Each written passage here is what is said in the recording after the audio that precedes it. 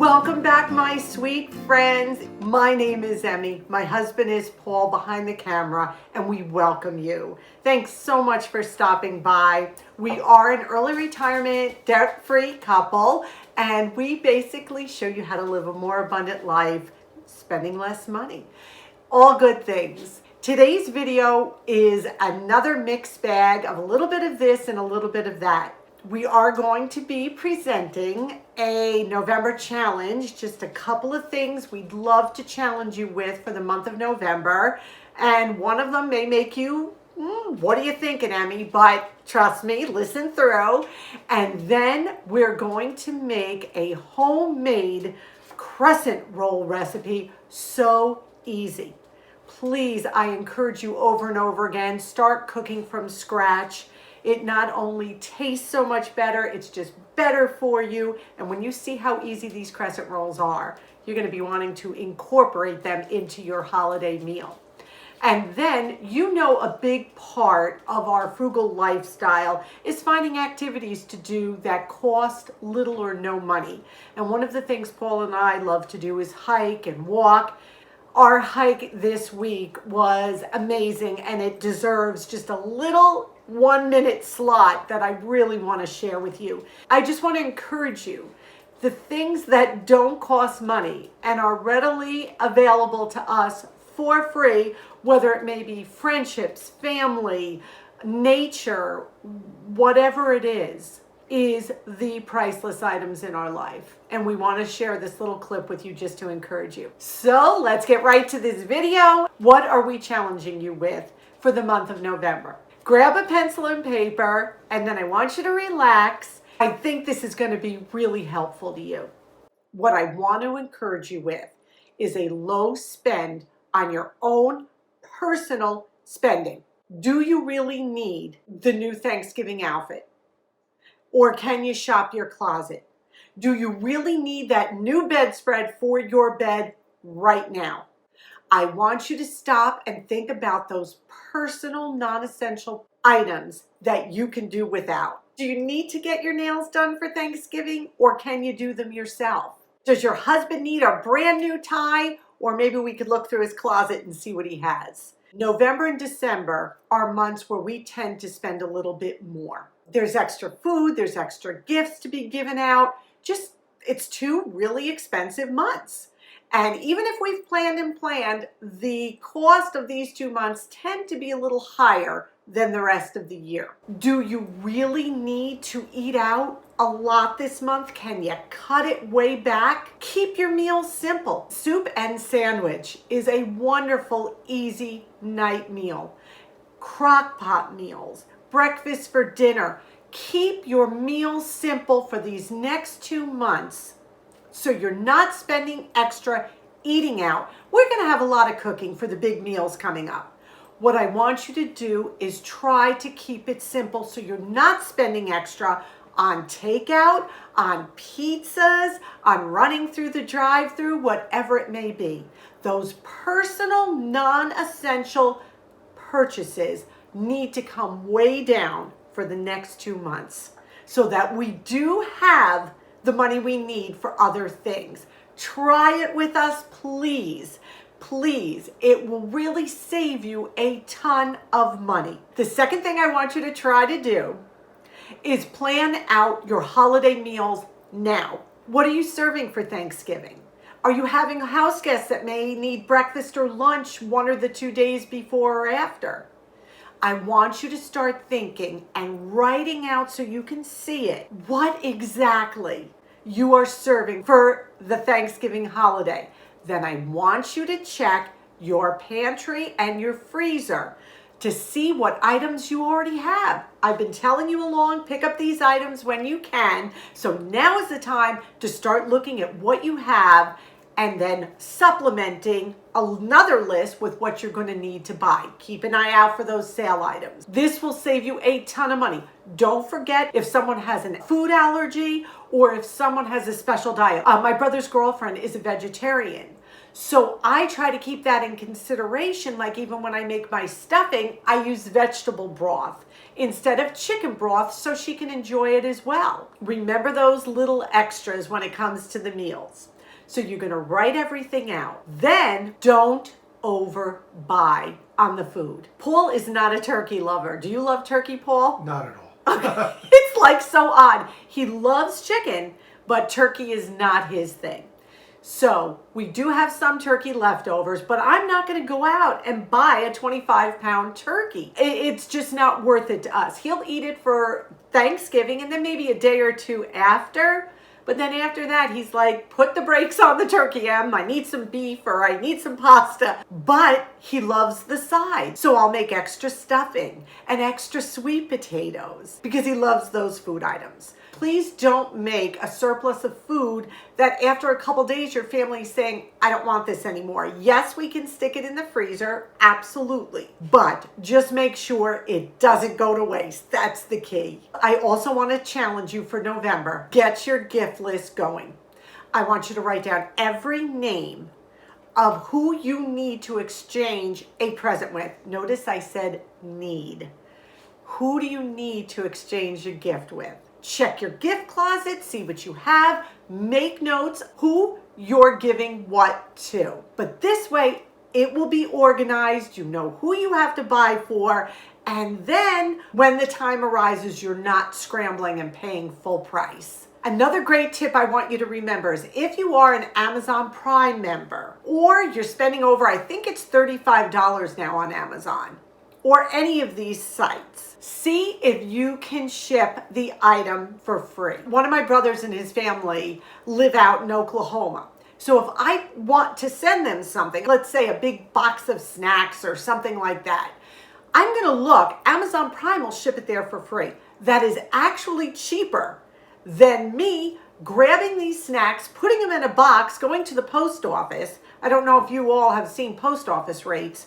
They're astronomical, really high. If you're getting gifts, look into shipping your item for free on one of the online sites. A lot of them do that.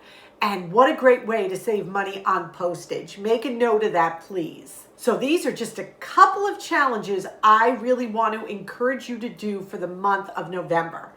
The biggest one being the low spend for non-essential personal purchases.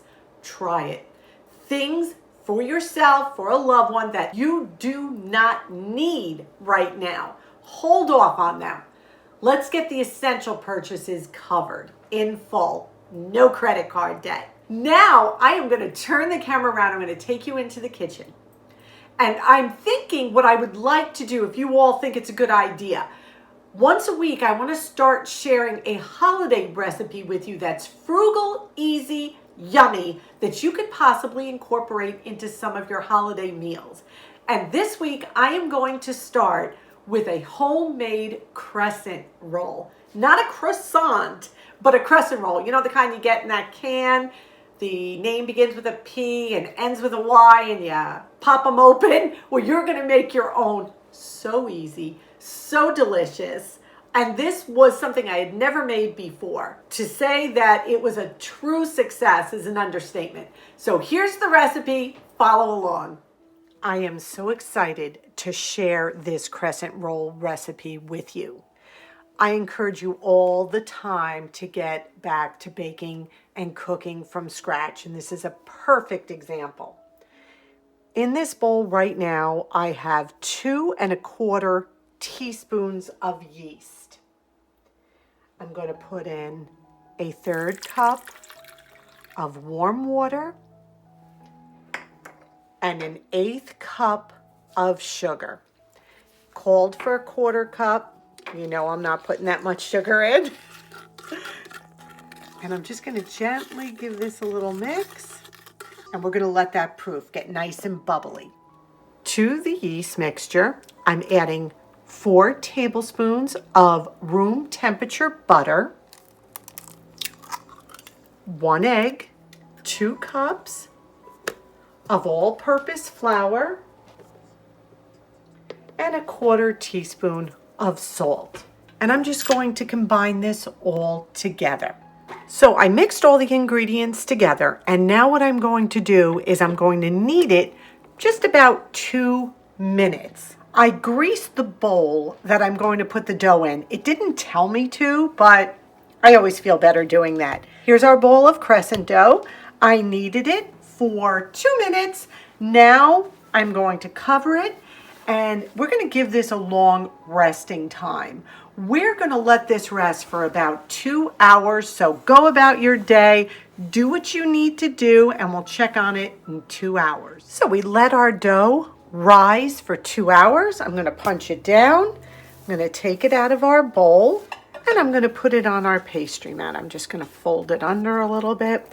Now what we need to do is make it into a 12-inch circle. So we're going to start doing that. It's a beautiful dough to work with. I can tell you right off the bat, this is an absolute pleasure. Look at this, no sticking. Oh, I love this. I love this mat. I got this, Paul bought me this, I think was it last year, Paulie, or the year before, off Amazon. And I love it because when it comes to measuring dough like this, it is effortless to figure out the size you need. And it makes it just so much quicker. So I made my 12-inch circle, which took all of about a second. It was so easy. What I'm doing here is I took 1 tablespoon of softened butter, and I am just spreading it all over. I cannot wait to try these crescent rolls. How much y'all love my pizza cutter? Is that so Emmy or what? Okay. Now, I'm using a pizza cutter, but you can use a knife, whatever. Just be very careful if you're using this kind of mat. You don't want to cut it. We're going to make it into 8. They said you could make it into 10. I'm going to do 8. So we're going to take this piece and we're going to roll it from the wide end in, just like this. See that little point? We're going to put that down. You have to make the little crescent shape. Ooh, you're right. Okay, so we're going to, how's that? Beautiful. All right, so we made our little crescent. Thank you. And now we're going to do it again on this one. All right, they're not completely uniform in size. I am seeing that, but that's okay.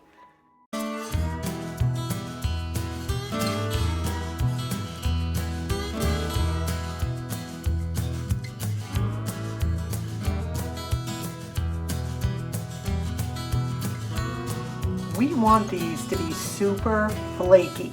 So now what I'm going to do is I'm going to cover them with a towel and let them rise for 2 more hours. This is great because while you are preparing the rest of the meal, these are just sitting, waiting for you to pop them in the oven for just a few minutes. And I think the results are going to be worth it. So we're going to cover these and we're going to let them sit another 2 hours to rise. So let's take a peek. Oh goodness, these look amazing. Okay, so they're not all the same size, but we keep it real here.